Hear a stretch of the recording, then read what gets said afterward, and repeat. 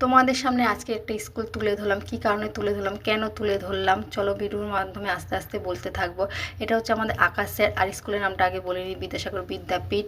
যেহেতু স্কুলটা তুলে ধরলাম, আমাদের আঁকার এক্সাম ছিল, বোর্ডের এক্সাম, ওই জন্য স্কুলটা ওখানে সিট পড়েছে, তাই জন্য তোমাদের সামনে চলে আসলাম আবার একটা ব্লগ নিয়ে। তোমাদের সামনে নিশ্চয়ই ভালো আছো, আমিও ভালো আছি। গরমে সত্যি কেউ ভালো নেই, এটা হচ্ছে বলার কথা।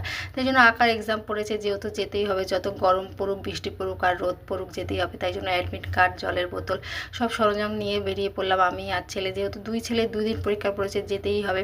আর এই দেখো ছাতা নিয়ে কারিগরি বিদ্যা করছে, ছাতা নেবে, কিন্তু কতক্ষণ পর আমার হাতে ছাতা বইতে, এই গরমের মধ্যে বওয়া না ভীষণ বিরক্তকর। আর এই দেখো তালের শ্বাস ভিডিও করে নিলাম যেতে যেতে, তালের শ্বাসের ভিডিও। আর কথা বলতে বলতে তোমাদের সাথে স্কুলটা চলে আসলো। এক বেজ বেরোচ্ছে, এক বেজ ঢুকছে, এই চলছে সারাদিন স্যারের।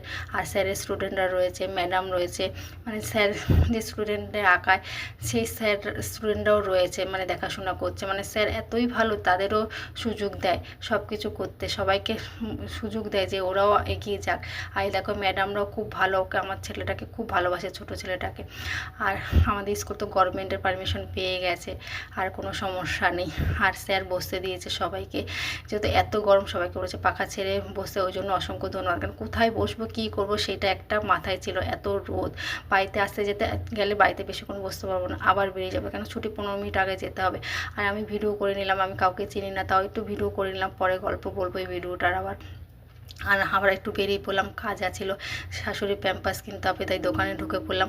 আর ওখানে এসে হাওয়া খেয়ে কতক্ষণ তো ভালোই লাগলো, বলে না। তারপর কিছুক্ষণ বেশিক্ষণ থাকে না, তারপর বেরিয়ে পড়লাম প্যাম্পাস নিয়ে। ওরে বাবা, মাথায় যেন আগুন ছোঁয়া দিয়েছে, এত রোদ, এত গরম লাগছে। তাই ভিডিও বন্ধ করে ছাতা নিয়ে নিলাম।